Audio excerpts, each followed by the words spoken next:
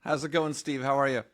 I'm doing great. Just got off a plane yesterday from San Antonio. I spoke at the premiere show, had two Awesome. really great sessions. And you know what's neat about live events? As much as our industry has moved predominantly towards what we're doing right now, and there's so much online content, it's just still great to get out live and be with people and meet people from all over the place. I had people obviously from Texas, but we had people from Tennessee, from out here in California where I live, from Boston, from Maryland. We have people from all over the place, and Yeah. people are hungry for education and they're really looking to grow. And it's always great to connect with people that are ready to take their business to the next level. So I'm feeling supercharged and ready to rock. You guys are catching me in rhythm.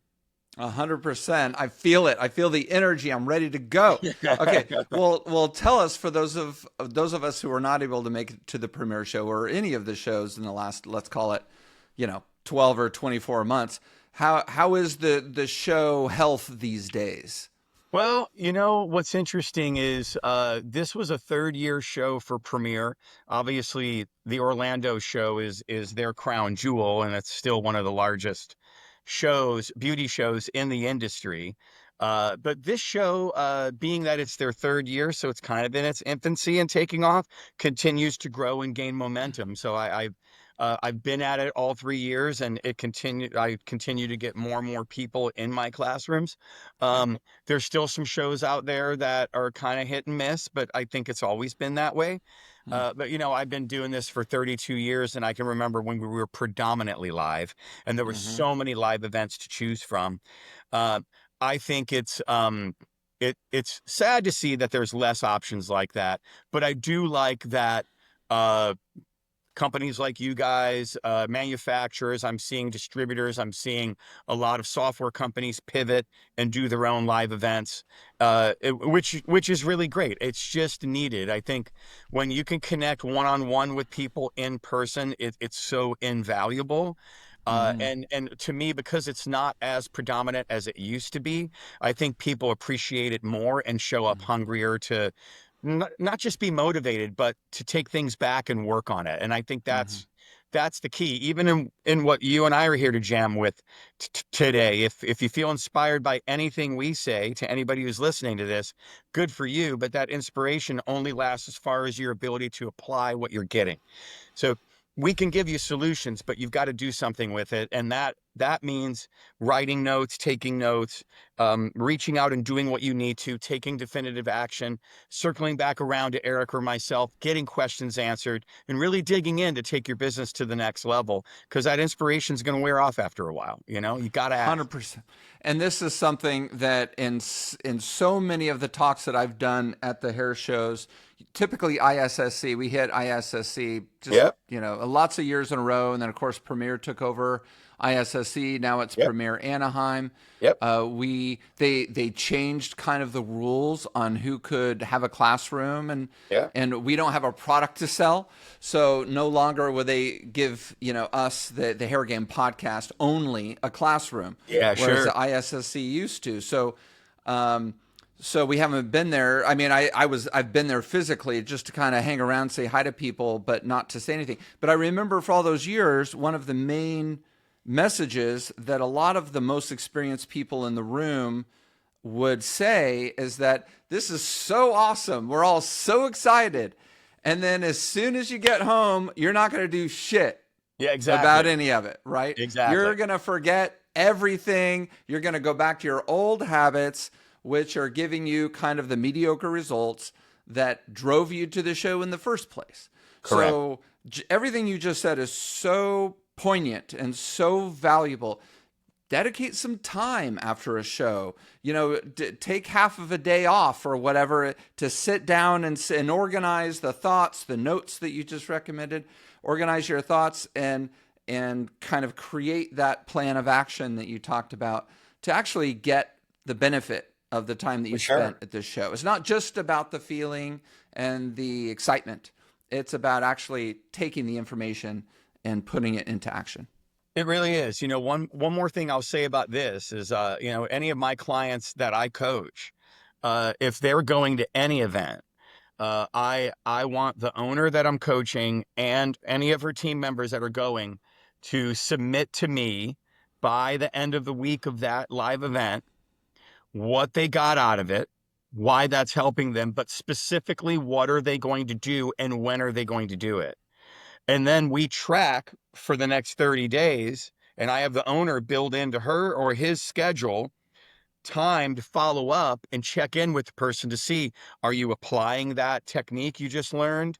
Are you tracking your rebooking like you said you were going to? You're not. Why aren't you? There's got to be accountability and there's got to be specificity. Without either of those two things, it's just like you said, you're not going to do anything. You're just going to have been inspired. You're going to have spent time and money and felt good, but there's no payoff.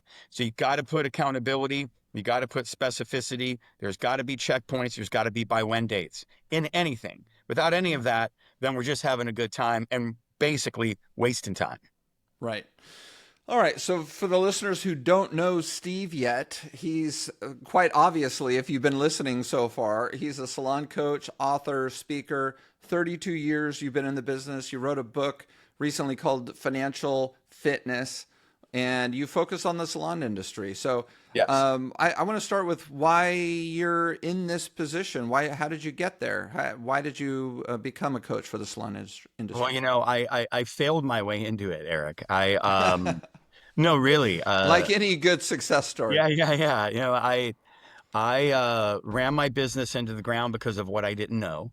What kind of And business? I ran the family shop and also launched a marketing company. My family also comes from the pizza business. I'm from Chi-Town originally, and even though I live out here in Southern California now, I'll always be a Chicago and a diehard White Sox fan. So, let's just get all that straight. But I growing won't up say anything. growing up in my family, I was a line cook, I was a busboy, dishwasher, I delivered pizzas, I was a waiter. You kind of learn everything. And I would also work at the shop and I would clean the shop on Wednesdays and Sundays, and I was doing all that. Went to school for restaurant management and marketing. Worked as a manager with my uncle, 90-hour weeks, being called in on vacation days and days off, no balance.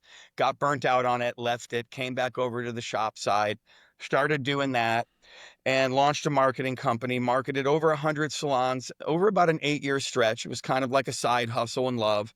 I would work with salons and spas on generating new clients and retaining them. I loved what I did. But I was a guy that barely got past algebra in high school, never thought I'd be smart enough to understand math, avoided it. My thought was, well, I'm going to have to out hustle everybody. I'm going to have to show up, be the first one there, be the last one to leave, because I'm not the smartest guy in the room. So I'm going to out hustle everybody. So that domino in my thinking that I wasn't smart enough was that had me fall this way, where I was created a great work ethic, but it was covering up something that I thought I wasn't good at. And I would make a lot of money. I was very successful, but I was spending it. I wasn't Mm. saving it. I wasn't managing it like a lot of people in our industry. And I avoided it. So I get audited, and this is 35 years ago now. And back in those days, our industry was cash and check. We weren't, I mean, if we were taking credit cards, we were rubbing the pen over the credit card on the slip Yep. of paper back in those days. Hmm. So, like everybody still does in our industry for the most part, you get cash. What do you do with it? You put it in your pocket, you go out for a nice dinner, you go to the bar, you go shopping, you do whatever, you have a good time. So, I got audited. And they went back 5 years back on me because they saw that first year, they saw the bank statements and the sales receipts, and they're like, okay, went back on me. I owed them 80 grand I didn't have. Mm. Divorce, lost my Oh. home, couch surfing at my mom's again, had to Mm. walk out, all that stuff happened to me. And I didn't want to give up on things. My mom was pressuring me to come back to the restaurants, but I didn't want to do that because I loved what I did. So one of my marketing clients in Omaha, he had a coach and he introduced me to her, and she invited me to be an exhibitor at their retreat that they do annually. So I borrowed money from my mom to get out there, and it was like heart paddles to my business. I got 4 new clients. Wow. It gave me a boost when I needed it, but it was the message on stage that transformed me because I knew I'd found people that could help me get my shit together.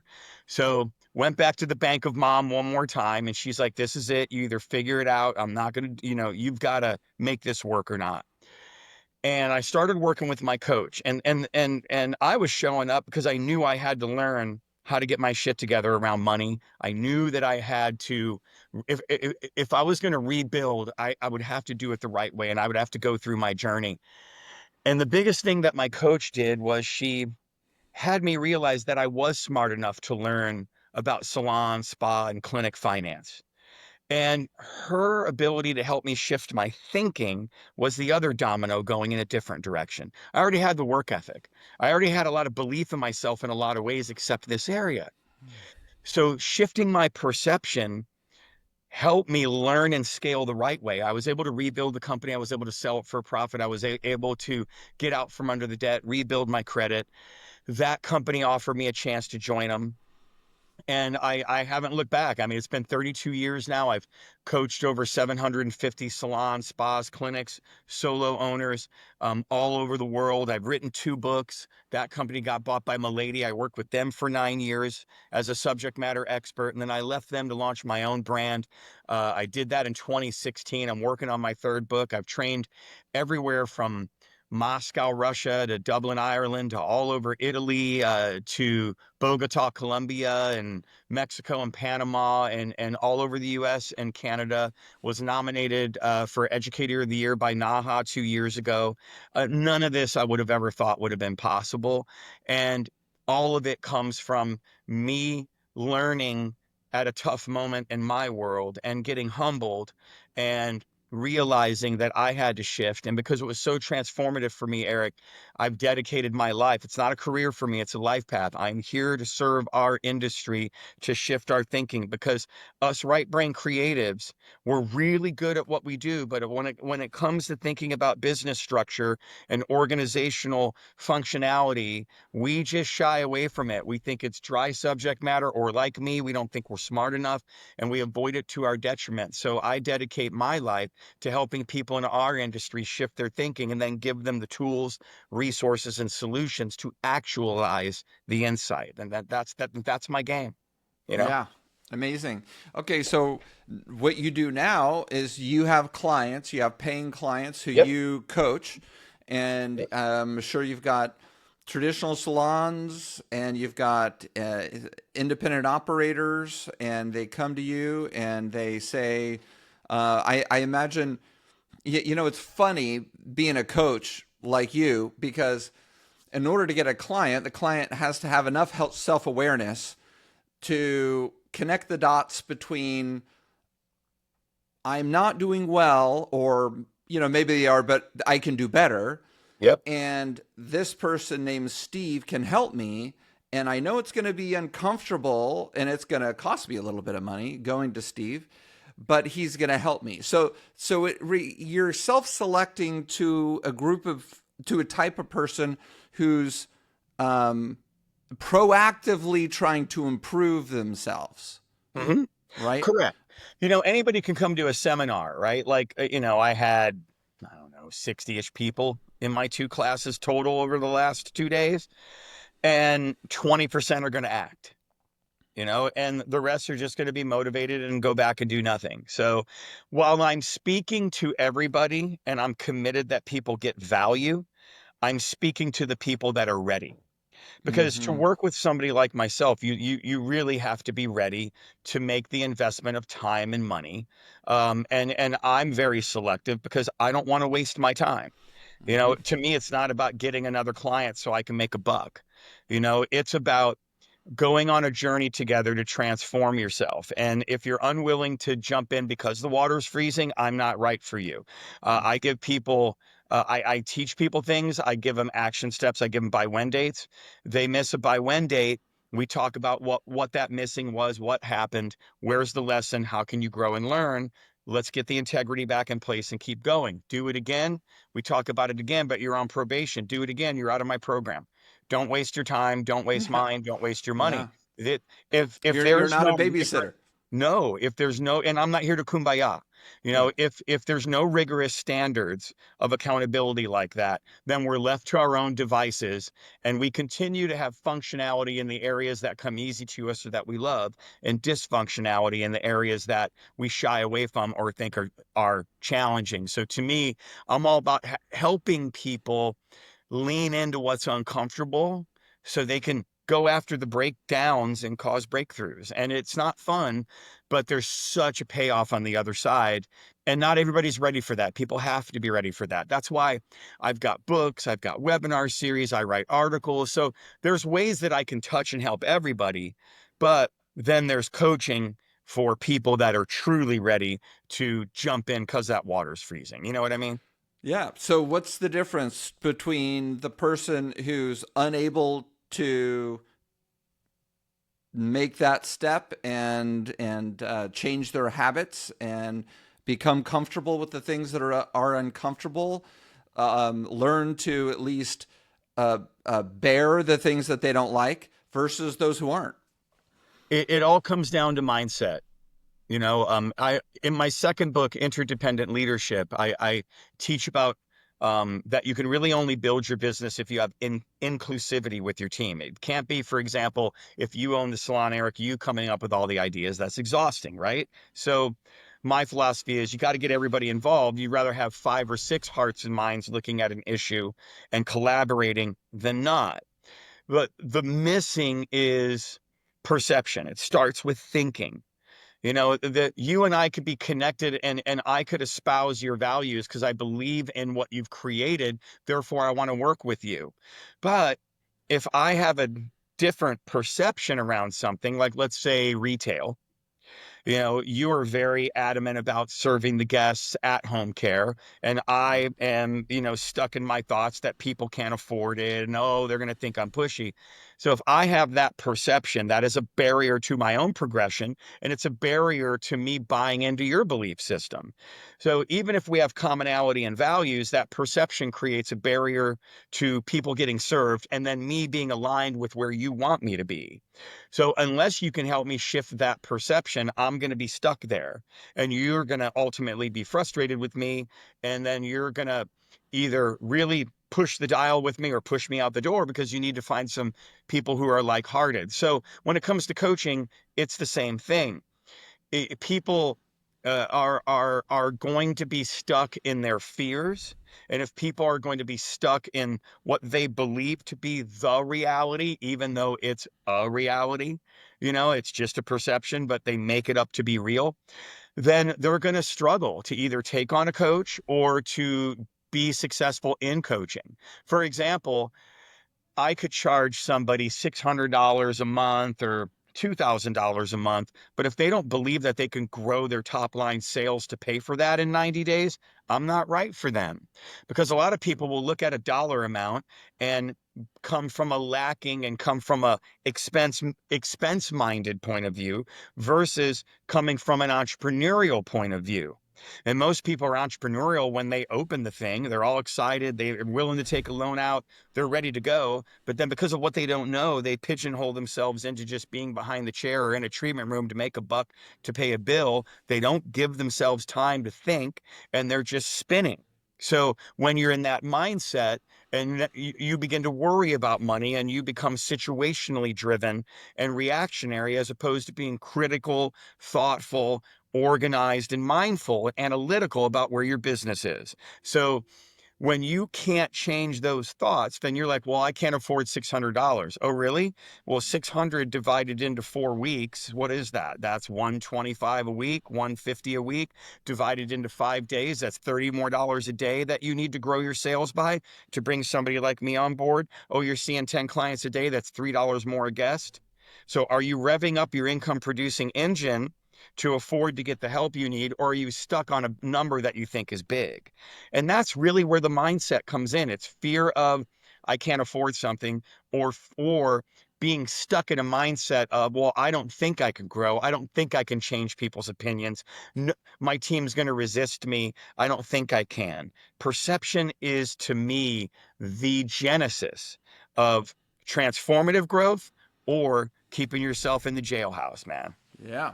So, how much of a psychologist are you versus a tactical business coach? I mean, it sounds like a lot of what you do is psychology. It really depends on the person. Some people need more of that at the beginning, and then Mm, if they're willing to stick through it and transform their thinking, then I can get more uh, data driven with them. I can teach them all the things. yeah, Then got it. I get people that show up and hit the ground running. They're super confident in themselves. They've learned from their mistakes. They recognize the issues. They know that they're ready to just jump in and get to work. It really depends on where I'm meeting that person and where they are in their world. But what I tell people is I'm always going to listen to where they're located mentally. And if I hear they need to shift, then I'm going to tell them I'm going to coach them on it. And I don't care if I have to spend a whole call until I help somebody pop, Mm, because unless they transform the thinking, it doesn't matter what I'm teaching them, whether it's, cash flow and P&L and projecting sales, or how to have a successful meeting, or how to develop a marketing strategy, how to grow top line sales, get better with consultation, blah, blah, blah. Doesn't matter the subject matter. It always matters the thinking. hmm Absolutely. Okay, so I mean, we can talk about specific things that help beauty professionals, but I like to do it in the context of the here and now. Sure. So I'll first ask you the here and now. Where beauty industry? Here we are. It's 2025. We're let's call it 4 years out of a COVID Yep. sort of shakeup and kind of inflationary spike and all that kind of stuff. So where are we now? How is the industry's health, and what are we struggling with? Well, the interesting thing is that the industry continues to grow year over year, maybe not at the percentage that we've been used to. And I've been studying that. And even though we've been, battling a moderate recession, hasn't been free fall we all maybe considered a year and a half ago that we were going into, but it's been moderate. There's been relative bumpiness. People have maybe been spreading out their appointments a little bit, longer, instead of coming in every 6 weeks, coming in every 8 weeks.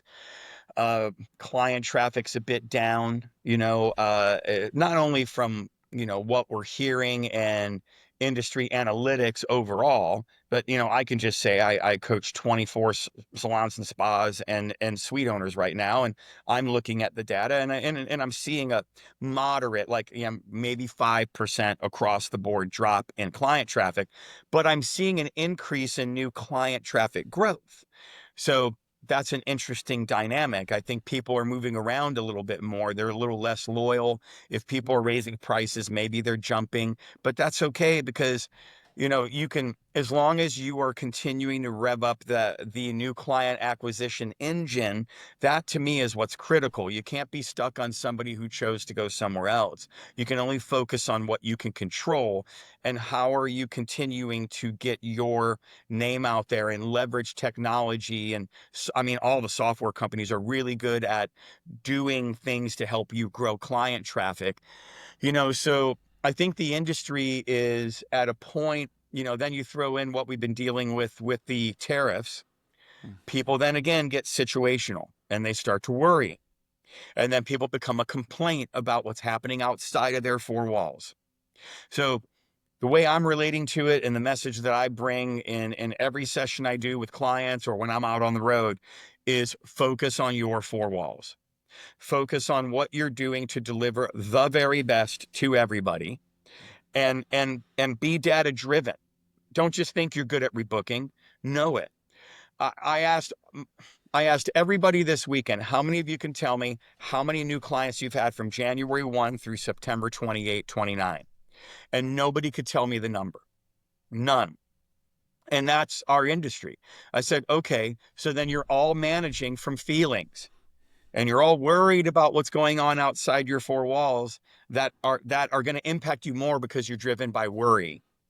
It's important to notice what's going on out there, but then ask yourself, how can we meet that moment? How can we pivot? If people are challenged, if the economy is not growing at the rate it is, if there's a fear of recession in our world, then What are you doing to be that safe harbor in the storm for people that maybe aren't going to go on that long vacation, but instead could come to you for a couple of hours every 4 to 6 weeks and relieve stress and tension and be made to feel great? So to me, that's what I see in our industry, is that while we're not taking as big a hit as maybe we thought we were going to 18 months ago, which is good news for us, the critical thing is that all of us that are in a position like you and I are in, Eric, we have to be at the tip of the spear, reminding our industry to be a solution and not a complaint, and to focus on your four walls and how can you continue to drive the experiential uh, things that are really going to make people feel amazing and great for coming to you above and beyond what you're doing technically. Hmm. So if you're not focusing on those things, and if you're just focusing on what's going on outside, you're going to spin your wheels and you're not going to get anywhere. Absolutely. Sometimes I find that people get a little bit too focused on marketing to attract new clients, not so much on retaining their existing clients, Bingo. which which seems to be a lot easier than going and trying to find new clients and then hoping that they're going to be a client that you want to retain, or that you're able to retain. So let's talk about I haven't talked about client retention on this podcast and I don't know how long. So, maybe that's one little indicator. So what you just talked about, a number of the things to create an experience um, to maybe or to make your client relish the time that they spend with you. Yes. But what else? Anything else in there? Sure. It's funny that you went in that direction, because to me it is critical. Anybody can get new business, because anybody, all of us as consumers, we're going to be certain marketing, advertisements are going to capture us. They're going to be evocative. They're going to make us think and come up, conjure in our mind a feeling or an experience we're going to have that's going to get us in the door. But are you, if you're an individual that works on your own, or are you, if you're an owner working together with your team, are you looking at what am I going to do to meet this very important moment? Well, it starts with looking back at how many new guests am I getting? And then what is my rebooking percentage first? And then how many of them are making the visit 3? That's the real critical data, the visit 3 data. But that rebooking number is critical, because that's going to tell you in that first visit, did you roll the red carpet out such that that person is absolutely rebooking and coming back? They're purchasing at home care, those indicators.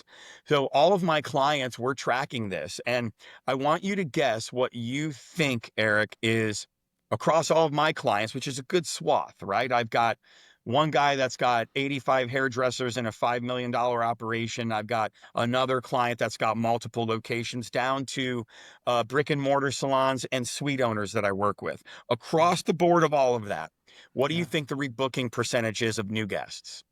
First visit rebooking percentage, if you had to guess. I recently heard this somewhere. I think it's something like 70%. So 30% attrit. 19% are rebooking on the first visit. Oh, hold on. Wait, only 19%? Only 19% are rebooking after the first visit. Visit number one, 19%. That's the percentage. One out of five. Only one out of Yes. five come Only one back. out of five are rebooking. Doesn't mean they come back. Okay, Some people don't rebook, and then they do come back. then But they do come back. You're yeah, talking about they book in advance yeah, before they after. leave. Got it. Yes, Got it. yes. Okay, okay, okay. Which is a key indicator, because that means that we have You did a hit good job. we did a good job, Yeah. that they are willing to book that next appointment right on the spot. And we know Okay. that when you rebook that appointment right before they leave, especially that very first client, that new client, that your odds of getting them to visit number 3 are exponential. So when I'm seeing that trend, it just tells me that owners aren't tracking it. We're not talking about it. And the team is just doing the same old, and they're not taking, they are taking advantage of, they're taking for granted the marketing efforts. So Yes. anybody listening to this, start looking at your own data, and If your percentages are low, don't beat yourself up because A, you weren't looking at it to begin with. So be thankful that you're looking at it. And most importantly, if your percentage isn't high, let that fuel you to act and get creative. And here's why. Your business doesn't care how you feel, everybody. It doesn't. Your business needs you to pivot always. Your business is like the chick in the nest saying, feed me, feed me, feed me. It doesn't care that you got a clipped wing. It's hungry. So you having a feeling about what's working or not working is you wasting your time. I have empathy and understanding for it, but I'm always going to tell you, okay, you got 10 seconds to feel as shitty as you want. If not, then stay there or let's get into action and let's start pivoting. Yeah. So when we then can look at that data, let that spur our creative imagination and get collaborative. Reach out to Eric and his team, reach out to fellow people in the suites that work next to you. If you know other salon owners in the area, pick their brain, find out what other people are doing, talk to your distributor sales consultants. There's so much information out there to gather. I mean, heck, go on AI nowadays, right? And just ask Chat GBT, what they think that you should do. They'll tell you in seconds. Reach out to people like myself, but don't stay stuck in what's not working.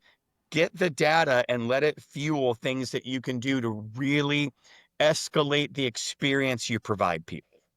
Absolutely. Okay, so let's talk about the data. So it used to be harder to collect data. Now it's Yeah. easier. Do you recommend, the booking apps, the business platforms out there? There's so many. Yes, I do. There's a lot of great software companies out there. So you've got to find the one that's right for you and that you feel you resonate with their values and their vibe, and they're also giving you the things that you think you need. Now, fundamentally, you're going to need a point of sale system that integrates with your inventory. So all of that could be managed in real time.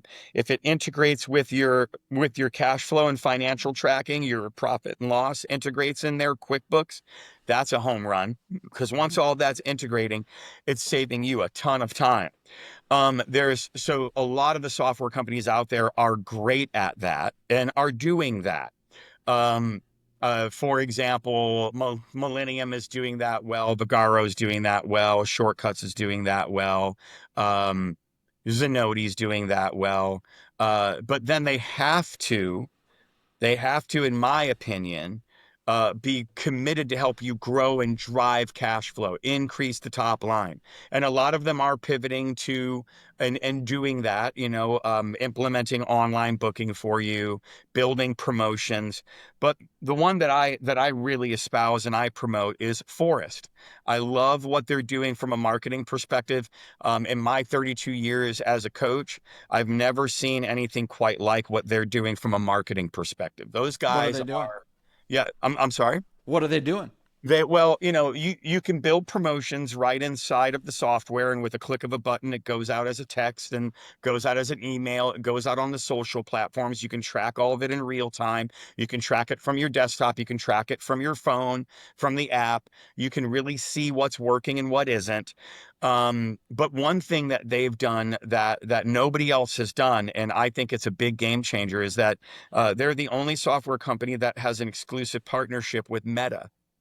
So a lot of salons nowadays are placing ads on Instagram and on Facebook to get clients. And, everybody's doing it where you put the ad out and then you pick the zip codes, or the area codes that you want it to go to and the type of person that you're looking for. And it's going to go out generally to everybody. Hmm. But what Meta is doing is they're going into the software and they're looking at the top 10% of your customers, and then they're taking those customers and going back over into their Instagram, those customers' Instagrams, those customers' Facebooks, and they're looking at those people. Who are Profile they? matching. What are they like? And then when you place that advertisement through them, it is only going to those type of people Hmm. instead of a general blanket swath of everybody in the area. And it has been a game changer. My clients that are leveraging this, we're seeing a massive uptick in not only new client traffic, but a dramatic increase in retention because the people that are being advertised to are just like their best customers. Hmm. It's brilliant analytics and technology that, you just, I mean, it's amazing what you can get your hands on nowadays to help you grow your business, Yeah. based on how things used to be. I mean, gosh, 20 years ago now, 10 years ago was the Stone Ages by comparison to these Yeah. advancements. So that's why I love what those guys are doing. I like a lot of the other softwares too. Don't get me wrong. There's a lot of great ones out there, but to me, when you've got a program that's going to help you pay for itself and help you really drive top line growth while managing all the other things behind the scenes, that's some good stuff right there. Absolutely. How many of your clients who come to you are not using a software platform? How many are still Uh, writing into say, a book? I'd say maybe 40% aren't, and we're helping them get on. Still, wow. But good, Okay, and yeah, you're yeah, helping yeah, them get yes. on. Yeah. Crazy, and the ones that aren't are using like an amalgam of things. They'll be using an online booking program and Square. They're like, they have two or three different things going at once, Right. which gets them what they need, but then they're having to spend more time as opposed to having everything in one place. That's why the salon and the spa clinic software programs that give you one-stop shopping, it's smarter. And if there's one thing I'll say to anybody that's leaning into what we're talking about right now, it's this: don't look at, well, it's going to cost me $150 more a month than what I'm spending. Again, 150, divide that into 4 weeks, divide that into 5 days a week, divide that into number of guests. You're going to, grow your top line to pay it, number one. But number two, the investment of that additional 150 and what you can get out of it and saving you time and having everything in one place, that alone is a game changer. And then learning everything about the software and leveraging the sales growth avenues that they offer you, you're going to make way more than 150. Right. And that's the way that I would invite anybody to look at it. You have to invest to grow. You have to see both sides. You have to see the additional revenue and the cost. It's, Right. and recognize that the additional revenue potential is much higher than the cost. And so Absolutely. I love the fact that, so for some of our listeners who might still be writing into a book or maybe writing into their phone or whatever, you're somebody who can help them Yep. transition their business onto a software platform. For those people, I've often heard they are nervous about spending the time and transitioning onto a platform and then maybe not knowing how to use it right, or it's screwing Huh? something up. And so many of the software platforms, I mean, they talk about how they have good customer service, but I always hear about how it's pretty limited, hard to get somebody on the phone, and Sure. all that. So really cool that you're there to help people do it, Yeah, and in a I'm what bespoke I way. do is I make recommendations to people, and Mm-hmm. then I have relationships with a couple of the software companies where I can text somebody and say, hey, can you do this to help my client? And, then they're going to help me in that way, shape, or form. What I do is I make recommendations to people that they should get the support they need. Um, but I don't recommend any of you that are going to transition into a software go live until you learn everything behind the scenes. Even if the software company wants you going live, because that's when the investment starts happening, the monthly money to them starts happening. Don't go live until you do all of your studying and you know it 100%. And find a company that before you go live, there's going to be a very specific point of contact from a customer service point of view that is going to be helping you. And stand your ground. Don't just be another number, because all these software companies have, thousands of clients now. So if you're going to invest in them, before you pull the trigger and go live, make sure you learn everything, take every tutorial, know everything there is to know about it, so that you are making the right investment of time. And there's always going to be some type of glitch in transferring over from a Square or a this or a that. Be ready for it. So any of your existing data that you already have had, go at least 18 months backwards and print all the reports and get all the information you need. Understand there's going to be a time investment and there's going to be a learning curve. But don't, look, you can be either impatient and impetuous and worried about because you want it yesterday and oh my gosh, I have to put time into this thing. Or you can think about the next 15, 20, or 30 years you're going to be in business. So who cares if there's a 3 or 4 month learning curve that's going to help you become more organized for the rest of your career and help you make more money in the long term. Go through the trenches and figure it out. Don't be a complaint. Mm-hmm. Worth it. It's Amen. worth it. Every Yeah. single time. Every single time.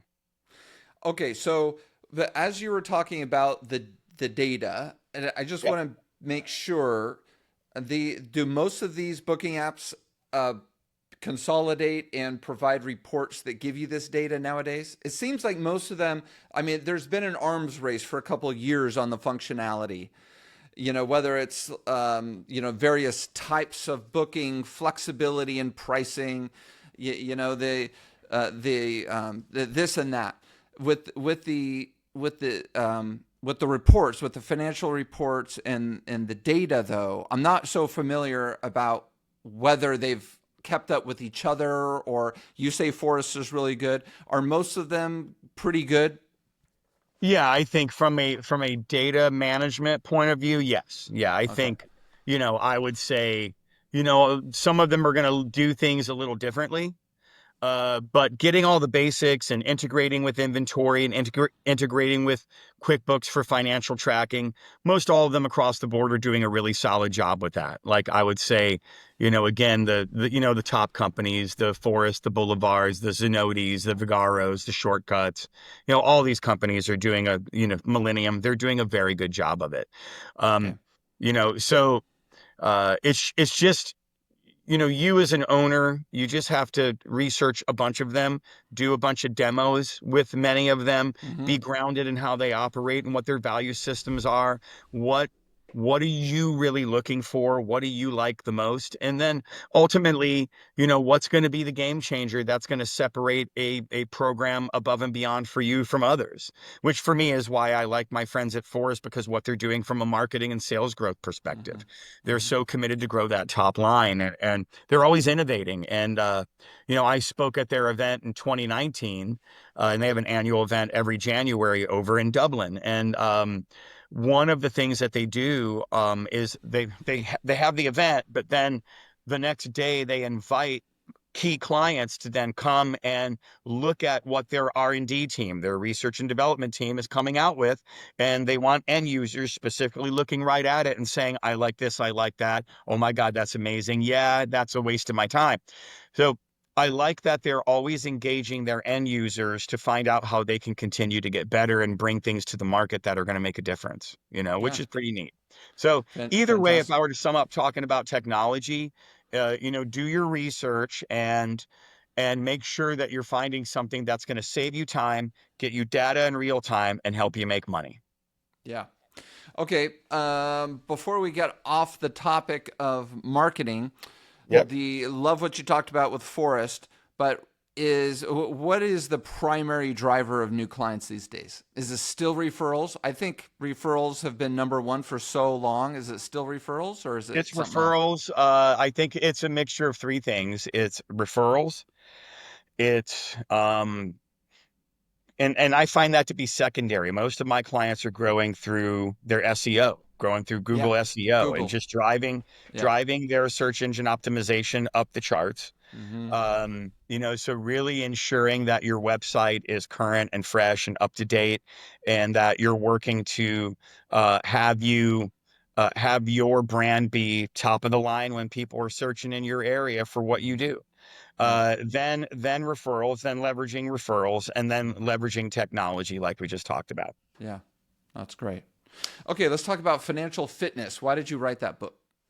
I wrote that book, and I chose to write that book first because of everything I shared at the top in my story, Mm-hmm. everything that I had gone through and having to overcome my perception and then lean in and learn about this world of salon and spa finance. And ultimately, the companies that I worked with, we had a lot of financial um, resources that we created for the industry. But when you work for a bigger company and you bring ideas, sometimes they'll either be relegated down the list because of what the company thinks are more urgent things that they want to create, Hmm. or there is restraints with the budget and the ability to invest. So when I left Milady and I went on my own, the first thing I did was write my financial fitness book, because now I had, my longitude and latitude to really create all the things that I wanted to. Hmm. And when I wrote the book both of my books are written in workbook form, and each chapter gets into different things. And in each chapter, the different topics I get into have different spreadsheets with instruction guides that come with them. So I don't just want to teach something conceptually. I then want to have you go open the 2 or 3 spreadsheets that I've created that are relevant to what I'm teaching, and then learn how to populate them and learn how to read and interpret and understand them. So Hmm. that way you're not just reading about something and it's an idea, you're immediately applying it. So Hmm. when people are purchasing my book, I tell them to take the journey and take it a chapter at a time and implement what you're learning until you've got it down, and then move on to the next to the Chapter. next chapter. Because Okay. if you don't do that, you're just reading all the way through, and Yeah. you learn concept, but you're not making it applicable to your business. So that's Right. what I did in that book. So I'm teaching around top line sales growth and how to track everything. I'm teaching about cash flow management and really understanding your key performance indicators that drive not only top line sales, but all of your expenses to create profit, how to project future growth, breaking down your marketing apparatus, managing your operational payroll so that you have support payroll, all of those things. And if there's one thing I'll say, whether you're somebody who works in a suite or owns a brick and mortar, what makes our industry so unique, but what also creates a lot of dysfunction, Eric, is that we are multiple businesses under one roof. It makes us unique. We have a service business. That service business has its own budget and expenses attached to it, has its own marketing agenda. You must coordinate and work with your distributors and manufacturers to drive the treatments that you're offering. So there's a specific marketing agenda that goes right with that. It has separate systems and scripts. It's a separate company inside your business. Your retail business, completely separate company with separate expenses and marketing and everything attached to that. You might own a rental business, that's separate. You might have a gift card business, that's separate. You might sell memberships, that's separate. All these different income streams are separate companies under one roof, and it's what makes us so cool and unique. But from a tracking point of view, we lump it all together on the P&L and call it income. We don't separate it out. We're not looking at it individualistically. We're lumping all the inventory together, and instead of separating back bar inventory, which is budgeted based on service sales, from retail inventory, which is budgeted based on retail sales. So because we're not separating any of this stuff out, we're just looking at everything generally, and then we're trying to throw ideas at it up on the wall, hoping that shit sticks. And Hmm. typically it doesn't. So what I teach is the importance of looking at each business inside your business and start to look at it and really strengthen each individual part of your business, which means you have to give your business more time and attention and be accessible to it.